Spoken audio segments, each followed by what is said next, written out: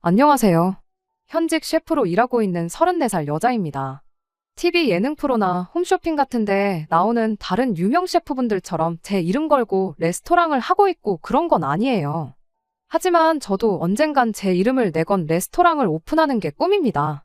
원래는 서울에 있는 유명 호텔에서 일을 했었고, 현재는 아는 지인이 가게를 내면서 호텔 일을 그만두고 경기도 외곽 북한강 근처에서 뷰 맛집이자 음식 맛집으로 유명한 레스토랑에서 월급 받으며 일하고 있어요. 34이라는 나이가 결혼하기에 이른 나이는 아니죠. 일에 정신이 팔려서 결혼이고 뭐고 제쳐두고 여태까지 열심히 살아왔어요. 그렇다고 제가 결혼의 뜻이 없는 건 아닙니다. 제 나이가 나이다 보니 명절 때만 되면 친척들이 결혼은 언제 할 거냐는 질문을 피해갈 수가 없는데 그게 그렇게 고역이 아닐 수가 없습니다. 저도 괜찮은 사람만 나타나면 결혼을 할 생각이 있었어요. 그런데 일이 너무 바쁘다 보니 사람을 만날 기회가 흔하지 않았죠. 더군다나 제가 주 5일 근무를 하고 있기는 하지만 바쁜 주말의 경우는 교대 근무를 하고 있는지라 주말에 쉬는 날이 한 달에 2번 정도밖에 안 되거든요. 그렇다 보니 안 그래도 모자란 시간이 더더욱 모자란 상황이었지요. 일이 바쁘다고 해서 결혼을 아예 손을 놓고 있던 건 아니었어요.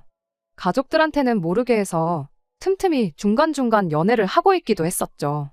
그중에 결혼 이야기까지 나올 정도로 깊게 만난 사람은 없었는데 하나같이 말하는 게 주말에 시간 맞추기가 너무 어려운 게 힘들다는 의견이 많았습니다. 특히나 직장을 서울에 있는 호텔에서 경기도 외곽 쪽으로 옮기게 되면서 애써 맞추던 시간마저도 더 맞추기 힘들어진 상황이었어요. 그렇다고 제가 밥 벌어먹고 사는 일이 이건데 결혼 하나 하자고 해서 여태껏 쌓아온 경력도 다 포기해버리는 게 맞는 건가 싶었어요. 언젠간 제 이름으로 레스토랑을 오픈하고 그때부터는 저도 당연히 일을 하겠지만 월급 셰프도 고용하게 될 테니 그때 되면 아무런 문제가 없을 거다 하고 긍정적으로 생각해보려 했지만 솔직히 꿈만 같은 이야기지 당장은 이뤄지지도 않을 현실성 없는 망상에 불과했습니다. 10년 일하면서 모아놓은 돈은 꽤나 많은 편이지만 제 이름으로 가게 오픈하기엔 터무니없이 부족한 돈이었거든요. 그냥 한 해 한 해 한 명씩 제 주변 친구들부터 예전부터 같이 일해오던 사람들. 결혼하는 거 구경이나 다니면서 추기하고 그렇게 결혼은 저랑 인연이 없는 건가 하는 생각만 갖고 살았네요. 그러다 작년 겨울 어쩌다 보니 인연이 다 남자친구가 생기게 되었습니다. 그때 당시에는 드라마에서나 나올 법한 운명적인 상대가 나타났다 생각했었죠.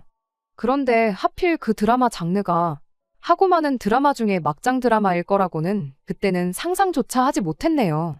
남자친구의 나이는 37이었고 해 바뀌면 38에 곧 40을 앞두고 있었다 보니 연애 시작하면서부터 서로 결혼을 어느 정도 염두에 두고 있었던 것 같아요. 그 덕에 연애 시작과 동시에 서로의 결혼관에 대해서 이야기를 나누는 사이까지 금세 발전하게 되었습니다. 조건만 따져본다면 처음엔 이 사람이 왜 여태껏 결혼을 못했나 하는 생각이 들 때가 많았습니다.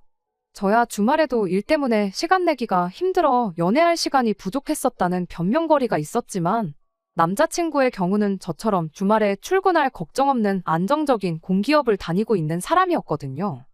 연봉도 나쁘지 않고 외모만 두고 보더라도 어디 빠지는 점이 있는 사람이 아니었어요. 대출이 조금 남아있다고 하기는 했지만 자가로 집도 보유하고 있었고요. 성격도 굉장히 좋았습니다.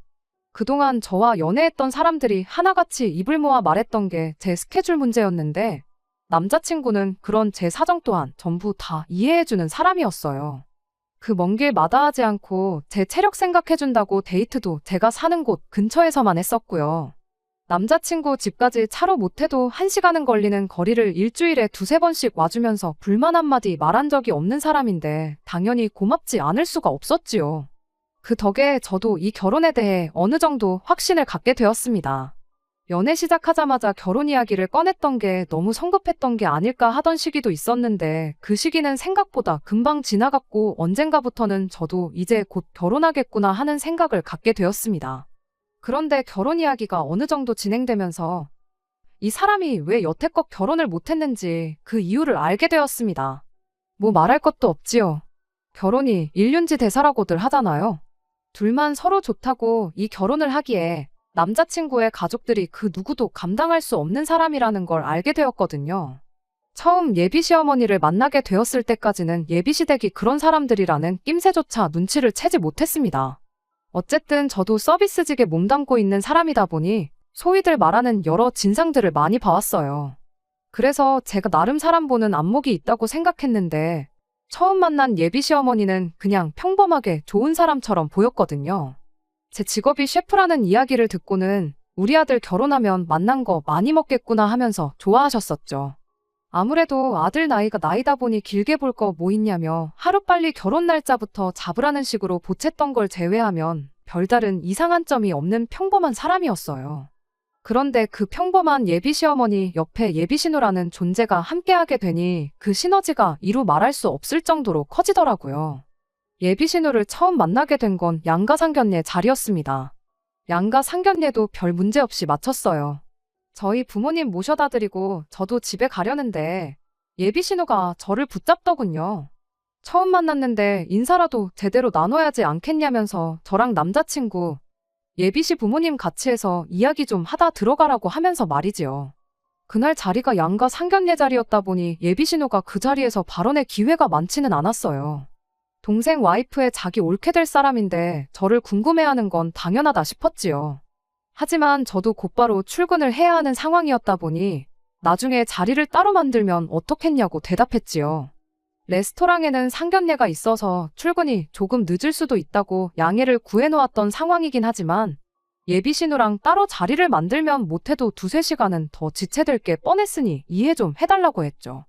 그런데 평범하게 좋은 분이라고 생각했던 예비 시어머니가 제 어깨를 손바닥으로 한 대 툭 치면서 예비 신우가 얼마나 바쁜 사람인지에 대해서 구구절절 이야기를 하더군요. 요는 오늘 이 자리를 위해 예비 신우가 바쁜 시간을 내줬는데 그냥 보내는 게 말이나 되냐면서 식당에다가 전화해서 못 간다 말하고 자리를 빛내라고 하더라고요. 제가 예민한 걸 수도 있었겠지만 제 나름대로 프라이드를 갖고 일하고 있는 레스토랑을 두고 주방이 어떻게 돌아가는지도 모르면서 메인 셰프인 제가 없어도 충분히 돌아가는 식당 취급을 하는 것부터 기분이 팍 상했습니다. 예비 신우가 바쁜 시간 내서 몸소 상견례 자리에 행차해줬다고 하는 것도 어이가 없었어요. 남자친구한테 들어서 예비 신우에 대해서는 어느 정도 이미 알고 있던 상황이었습니다. 원래는 병간호 도와주는 일을 하고 있었는데 그때 간호해주던 환자분과 인연이다 그 집 아들과 결혼을 하게 되었고 현재는 전업주부로 집에서 아이 둘 키우고 있다고 들었어요.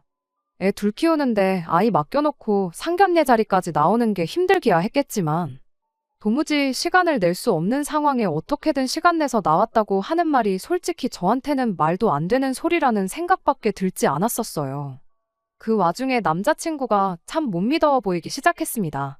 실랑이를 길게 한 건 아니지만 제가 바로 출근해야 한다는 것도 알고 있었고 상황이 여의치 않다는 식으로 이야기를 하고 있는데도 제 편에 서서 말 한마디 해주지 못하고 있었거든요.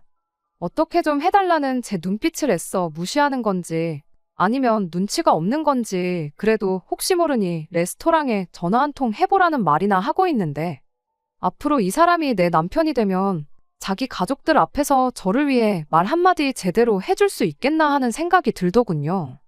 하는 수 없이 결국 레스토랑에 전화를 걸게 되었습니다. 그래도 저랑 꽤 오래 알고 지낸 지인이라고 혹시 모를 상황에 대비해서 다른 셰프님한테 미리 양해를 구해놓았으니 주방 걱정은 할 필요가 없다고 걱정 말고 예비시댁에 눈도장 제대로 찍고 오라고 해주더라고요. 저만큼 제 결혼을 바라던 지인이었으니 그 배려심은 고맙기 그지 없었지만 차라리 안 된다고 딱 잘라 말해줬으면 싶었던 마음이 더 컸었어요.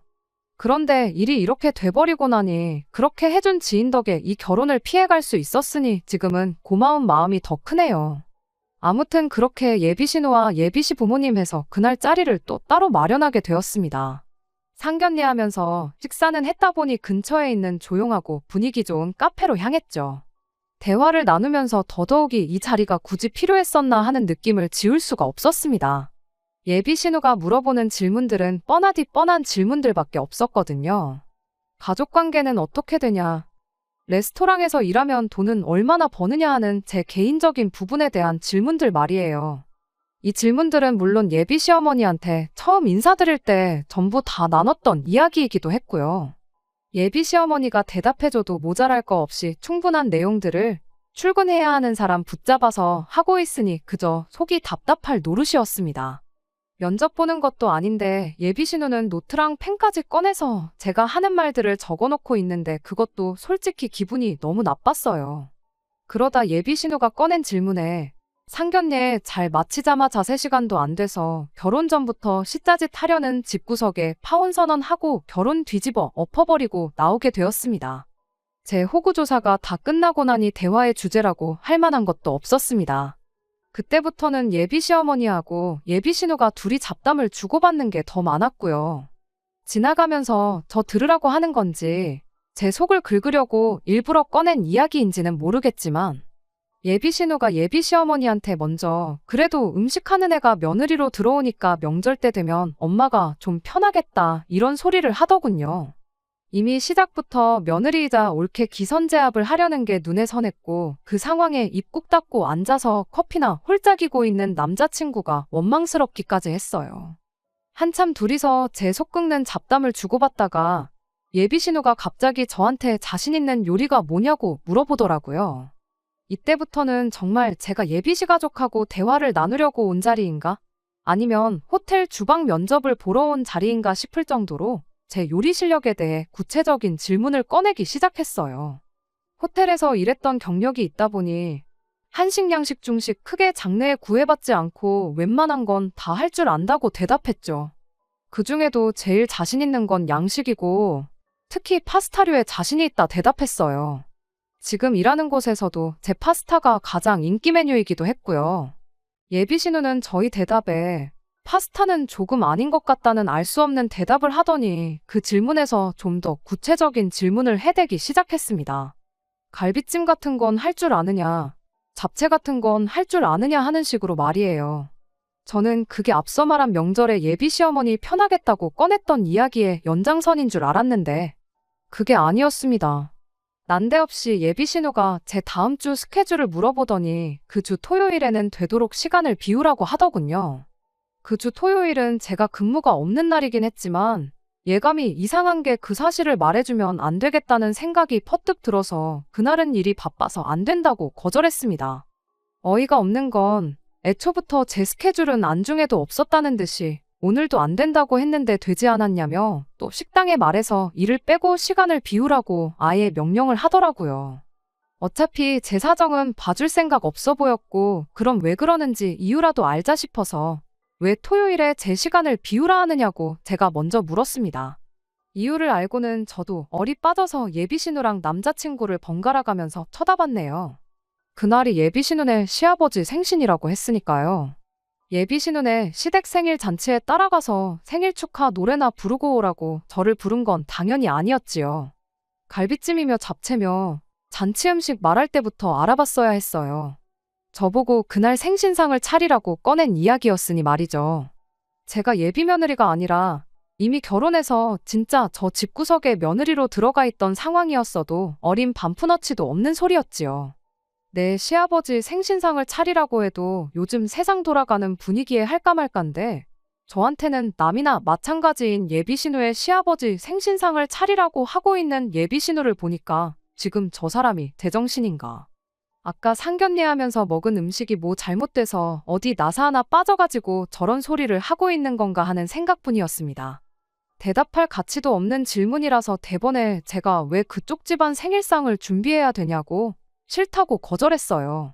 그랬더니 예비 신우가 우리 집에 점수 따고 싶은 생각이 없냐는 헛소리를 하는데 그때쯤부터는 진짜 저게 뭘 잘못 먹고 나왔구나 싶더라고요.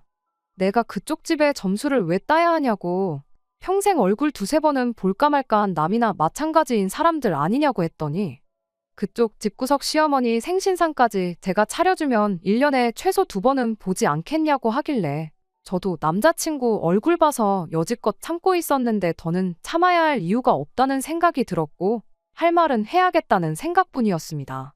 지금 저랑 장난치는 거냐고 장난치는 거면 재미없으니까 그만하라고 했어요. 지금 그만하면 사과도 따로 안 받겠다고 했죠. 예비 시어머니는 네 형님 될 사람인데 말투가 그게 뭐냐고 대번에 제 말투부터 지적을 하길래 예비 시어머니한테도 한마디 했습니다. 지적질을 할 거면 제 말투를 지적할 게 아니고 가당치도 않은 소리를 당연한 듯 말하는 예비신우부터 지적하셔야 하는 게 맞지 않냐고요. 그리고 예비신우한테 한마디 더 쏘아붙였습니다. 그쪽 시댁에 내가 만든 음식을 대접하고 싶으면 그렇게 하게 해주겠다고요. 다만 다른 손님들하고 똑같이 저희 레스토랑에 2주 전부터 예약해서 손님으로 와서 돈 내고 먹고 가라고 했어요. 그 방법 말고는 그쪽 시댁에서 내가 만든 음식 먹을 일은 없을 테니 꿈도 꾸지 말라고 했죠.